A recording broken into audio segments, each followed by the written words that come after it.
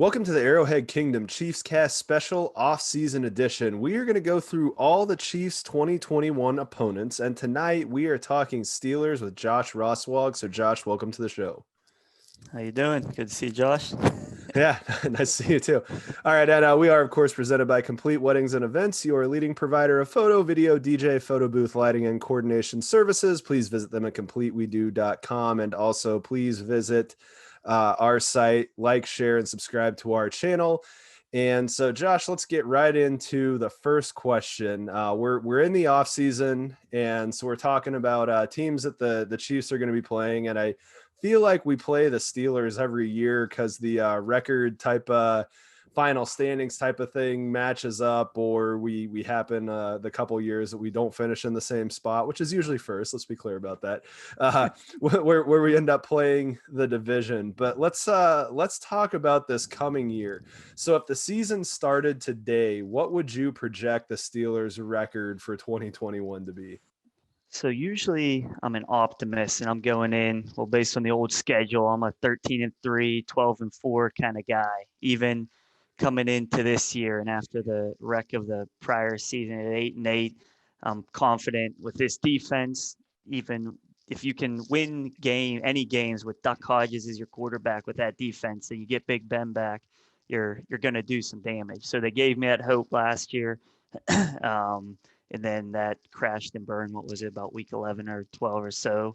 And then so this year right now, I'm going. I'm more of that optimistic guy in the past. I'm going to be a realist and hope that I have the George Costanza effect, that we actually win something that does the opposite results. And I'll say I'm going to predict a 9-8 right now where we're standing. Yeah, good math, and good note that we are adding a 17th game. That's kind of trippy to think about. So who ended up being the Steelers' bonus opponent this year? I actually forget. I've been I'm a terrible fan. Yeah.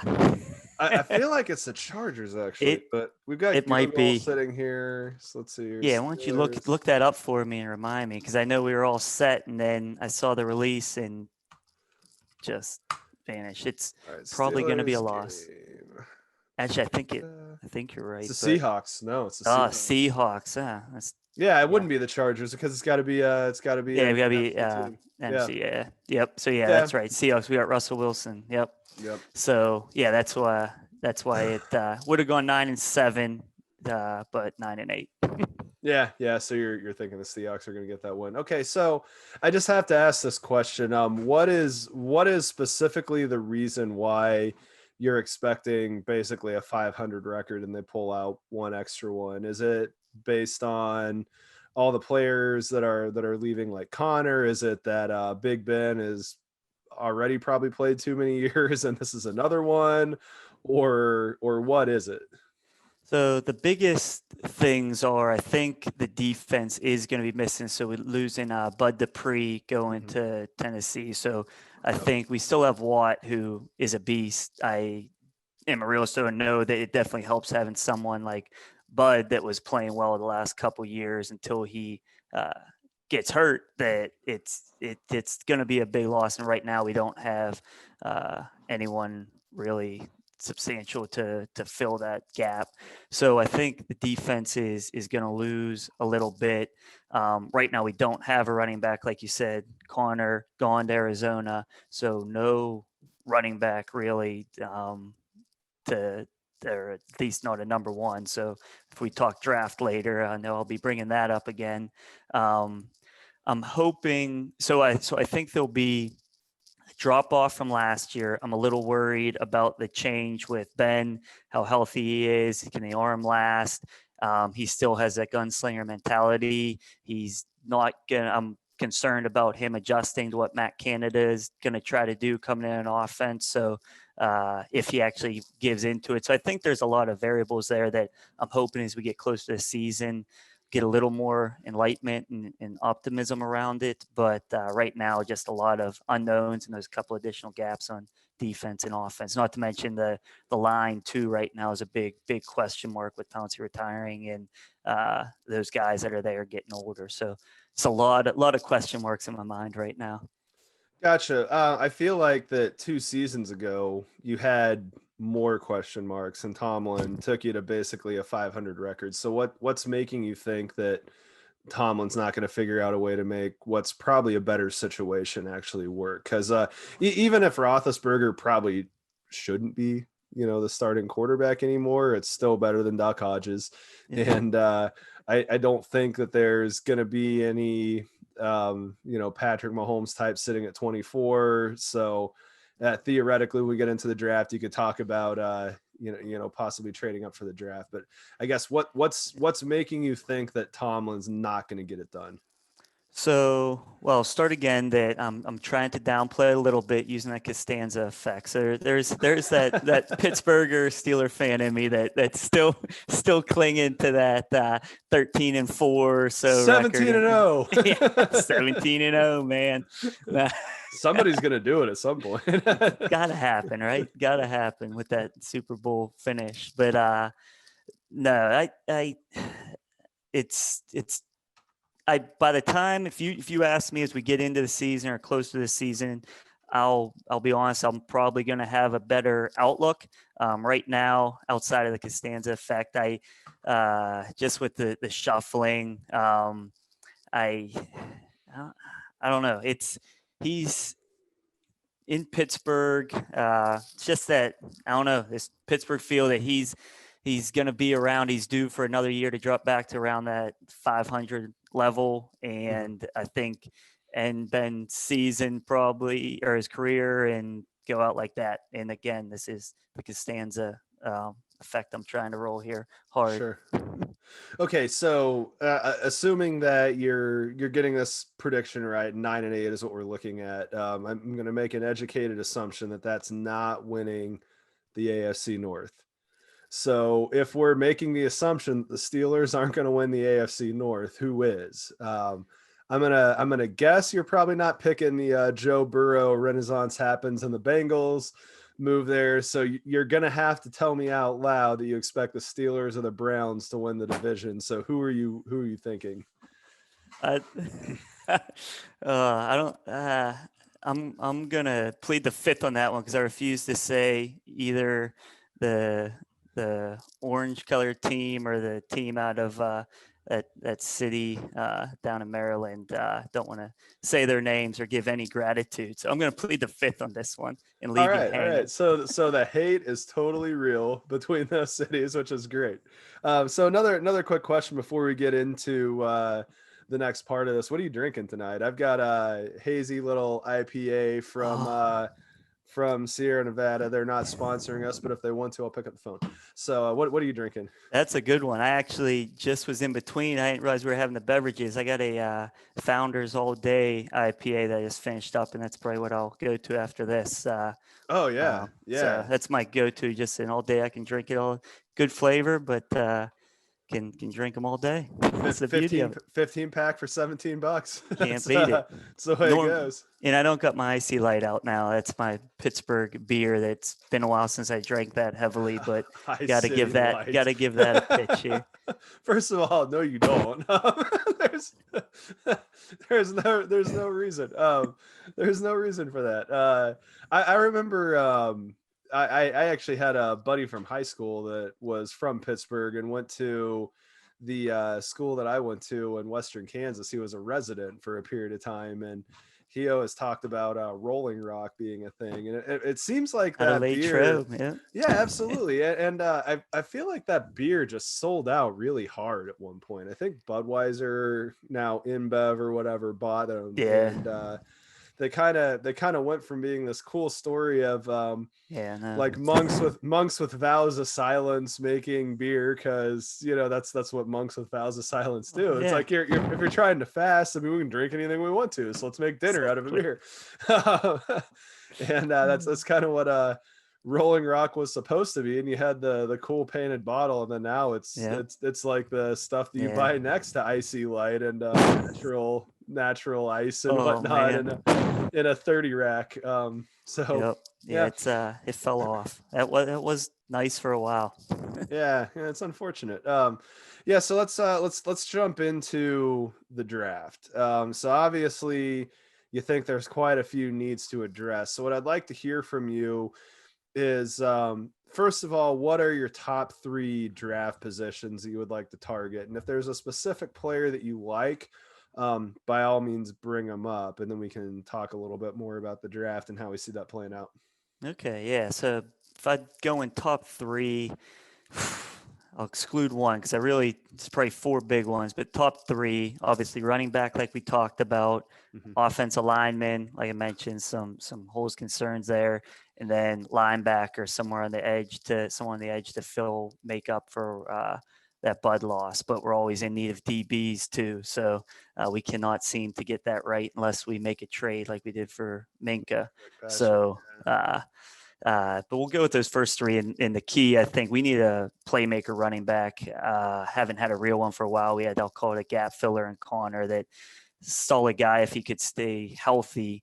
Had the one season where he got the Pro Bowl, but just not a true, real solid number one, especially getting hurt a lot. So any of those top three running backs, Terrace, I think, will be gone by 24. So I'm rolling him out more than likely. So you have Williams at North Carolina. I always screw up his last name. Etienne out of Clemson. Yeah, yeah. Whatever. Yeah. So one of those guys, I think's the key, and ideally would be able to get one of them early on. But if not, any solid, there's a few solid linemen that could just be plugged in right away, center, tackle, and then a good pass rusher. So I'd say, in my mind, those are some of the big holes. Like I said, always DB as well. So here's the big thing that I'll point out. There is no way in hell Clyde Edwards-Helaire was going to be available at number 32 last year, which is where the Chiefs picked because they won the Super Yeah. Bowl the year before. But lo and behold, Thanks he for was. bringing. I forgot. Yeah, you bet. But no, I mean, he was sitting there. So I guess my big question is that if you think you're not going to get one of those running backs, who else is picking running back in the first round? That's what I think. We'll get one of them. I think. I think honestly, Etienne, however you say it, from Clemson, Yeah. he would fit in. I think Canada could get creative with him, and he could be a good playmaker. So I think I'm pretty sure he'll be available, like you said, based on what's there. I think Harris will be gone. Somebody will grab him, but I think they'll be able to get one of those other two, and I don't know. I like to see a playmaker back there, see what Canada can do with them.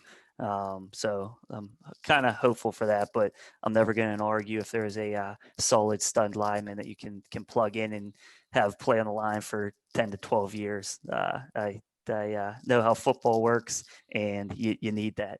So if that's available, go for it. It's a very Pittsburgh pick, and and the thing about it is, most Pittsburgh fans have a clue. I mean, I feel like if you saw the Jets pick a left tackle at the number two, Yeah, they get booed booing on and- draft day. Yeah, yeah. That's why they can't do it. That's why they make these terrible picks. 'Cause they Absolutely, got- absolutely. That's why they keep doing all this crazy stuff. Which, by the way, speaking of the draft, I think we're looking at doing a live stream and an instant Jets take from our guy Brian talking about how they're going to screw up whatever it is they do. We don't even know. So we're just going to be prepared to talk about any of a handful of different situations about how they're just going to completely make it bad. So that's something to look forward to. Oh, I'll definitely be marking that on my calendar. Yeah. So the next question that I have about the draft, are they going to pick 24th or do they trade up? I would say that it's also not a Pittsburgh thing to trade up. It is not. Yeah, they don't do it too often. When they have done it, there has been success. Troy Polamalu. Yep. Yeah, that's when it always sticks out. So hopefully They moved right in front of Kansas City, and I guarantee that's Was where that? he was going. Yeah, absolutely. that was I that might would be making this up in my head. I could look that up here. Let me see here. I'm sure you're right. But hey, bottom line, you end up in Pittsburgh, and led us to some Super Bowls. So I'll take it. but yeah, there's that chance. I think this is one of those drafts. If Colbert sees something that he likes, I think they will go for it at this point in his career. I think they would jump if something would stand out or someone fall that they have. So I know you mentioned I don't think quarterbacks that are gonna slip that are considered in that top tier range, but if something crazy would happen, maybe they would look for that successor to Ben. I Yeah, don't so know. I did definitely make this up in my head. So I'm looking back on the Wikipedia page, and it looks like they jumped up to the 16th pick, but they traded with Kansas City for that. So Wow. Kansas City traded out Wow. of How that does that pick. feel? Yeah. Not great. They traded back for 27th, but looking at this, Who'd they take? Who'd Larry, KC Larry take with that? Johnson. It was Larry Ah, Johnson, that and I can't say that the vast majority of his career in Kansas City wasn't a good thing. He kind of turned into a whack job before it was all said and done. It's one of those situations where hindsight's definitely 2020. But I but yeah, at remember that point, oh, he was a stud. he He was, was a stud. Penn State running Yep. back, and the fact that he Yep. was available at 27th was kind of Yep. crazy, That's what you're especially worrying when. me a little bit here with Steelers taking a running back in a similar situation. Yeah, but it's just there's certain teams that know how to use a running back and develop them, and there's just the Steelers have a pretty good track record of putting good wide receivers on the field. They have a pretty good track record Yep. of playing good defense and things of that nature. So if they take a lineman or a running back, I think that there's probably going to be some actual thought process behind it, unlike what we're going to be seeing from some of the other, top 10 picks and stuff. That allow us to have that enjoyment and laughter on draft day.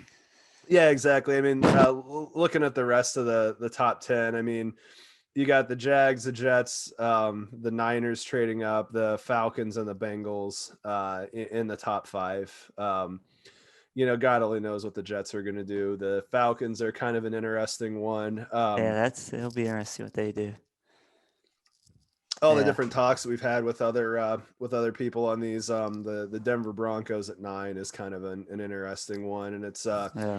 what are they going to do to pry one of those top 4 spots away? And I would have to think that the Bengals and the Falcons would possibly be in a potential trading mood. Oh, they would. Where they're sitting and where they're at currently, you would think they'd want to load up and get some assets and some other picks and build that up with where they're at. You would think so. So one last draft question, completely on Steelers related. So the Dolphins have sat there and kind of done what the Philadelphia 76ers did for a while. Yeah. And so we'll call this the Dolphins process. Do you see them getting this right? The big thing that I would say that I kind of established as a known is Brian Flores is obviously a coach that knows what he's doing. Not 100% sure that the personnel people know what they're doing. So what are your thoughts there? It's intriguing. It's interesting. All kinds, any descriptive words you can come up with. It's. I'll say I think that they may be able to pull it off, but I think it's going to be very difficult. And doing anything to this magnitude, like they did with all these picks and what they did with loading and the moving around, it's a lot that has to work out. And there's just so many variables that come to the draft and taking these young guys out and trying to build a pretty much full team like that around it, that you have the risk of injuries. At least some of these guys are going to get hurt. At least one of them's going to go crazy after a year or two. And so getting that right and really vetting it. So not knowing their personnel side as much, I think they have positioned themselves to at least have the opportunity to see this through and actually have it work out, but it's a lot of stuff that needs to go right. So I'm skeptical that anyone could really pull it off. But it's been interesting to watch. It's kind of fun to see. I mean, it's kind of reminiscent of what the Houston Astros pulled too. So, I mean, Yep. I guess here's the question. Are they going to Houston Astros it, or are they going to Philadelphia 76ers it? I guess we could say the Sixers, story isn't completely written, Right. but They're still coming around, but I it was honestly expected to don't happen see quicker. them win a title. I'm not seeing it. No, I'm really no. not. And I'm a big KU guy, and there's nothing I'd love to see more than, Embiid win a title professionally. I wanted to see him win one in college, Yeah. but win one professionally. I think that would be really cool. There's also a part of me that just really doesn't want Philly to have anything nice, but I'm with you on that one. there's that as well. You probably feel that more than I do, but still, yeah, that's an interesting one. The Dolphins are going to be kind of a fun thing to watch over the next few Yeah. years. And I don't know. I kind of feel like they're going to get pretty good, but never I really agree. Yep. cross a hump. And to I a agree. degree, they're living in Mahomes' world, and this isn't a good time to live in that world. So, I'd have to agree with you. yeah, Who won the Super Bowl last year? Though I can't remember what happened that game. I don't remember though. This past Super Bowl. you really don't remember? It was Tampa, and the Chiefs had two left tackles that didn't play and got themselves caught in the offseason. Okay, I just wanted to see what excuses were coming up. No. So no, Tampa clearly defined what the formula is to beat the Chiefs, and it's have half their line out and have a career day rushing, and there you go. If you guys could have some guys out week you play the Steelers, it would be appreciated. Yeah, I mean, who knows? The schedule might stack up to where it's week. I guess since there's still one by, it could be week 18 or 19, or sorry, week 17 or 18, and they might be resting. I don't know. Hey, I take it. Okay, so based on the record, with 7 playoff teams, do you think they get into the playoffs as a wild card or not? So based on my prediction where I sit right now, I'm gonna say no, but Yeah. I'm still holding out hope. After this draft, I'm gonna have a much better idea and much more optimistic outlook on this year. Yeah, no, I definitely think that it's going to take 10 wins to get into the Yep. playoffs, even with 7 teams in the AFC. Yep, That's kind of where I'm at, and I'm not sure it's going to take 7 or 8 to get in the NFC. So, yeah, it's a mess. so we're going to be looking at a 7-10. Eagles, Giants type of thing here, getting into the playoffs. Would be expected, I guess, right now from my side too. Okay, so let's kind of fast forward past the draft. Let's assume that they kind of draft those top positions. So I think you said that you were looking running back, offensive line, and edge rusher, which means linebacker is the hole they're going to be looking to plug. So are they plugging that with free agency, or do you not think that maybe drafting the linebacker and trying to find the running back in free agency would be a thing? What do you see free agency after the draft looking like? So I think they just re-signed Vince Williams in the middle to back up. So the first big unknown is Devin Bush, how he comes back from injury, which I guess I didn't mention early on, just the concern with that coming back from that injury and being able to, it's usually a full another season of playing, and then that second season back's when you're back to normal. So big holes, concerns with in the inside there, especially because of that. Now, when he's back and healthy, they're a lot better off. So to answer your question, I think they'll draft an inside linebacker at some point. I'll say I don't know if there's one available high. They may do it, but I think they'll get one at some point and see what he can do. But the Steelers, they're also notorious for not starting rookies right out of the gate. Even Bush, he was ahead of the curve in most that Tallman gets playing. So that's why I think they'll fill that middle. It's not going to be good and solid, which again is why go to that 9-8 record, but it's going to be done just through their free agency gap filler of just kind of those roaming guys. But I think they will get one at some point in the draft, I'd say, but no one that's going to be an immediate plug in and go. That's just based on their history. Cool. So typical pull something off the scrap heap and turn it into a contributor. Try to load up on those types of guys and Those hope are you can get through. those are not bad GMs and cultures to have. So yeah, anything else you want to say about the Steelers before we get out of here?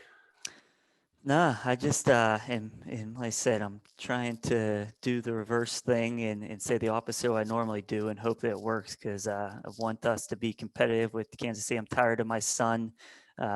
It's 9 years old telling me every time he eats vegetables, 100% don't like them, 100% don't care, quoting Patrick Mahomes commercials and stuff instead of Steelers stuff. And I'm trying to tell him he's like in Hunt's catch up with Patrick Mahomes. You got to like Hines when you're from Pittsburgh. So I need that to change. So I need my Steelers to come through this year and hopefully after the draft, stay in touch with you and have a much better outlook. But hopeful.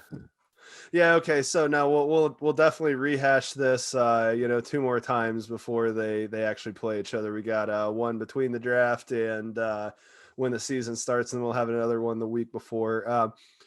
One more thing that I will say, there is one brand of ketchup and it's Heinz. I think that's at least get alignment there. We can at least get a line.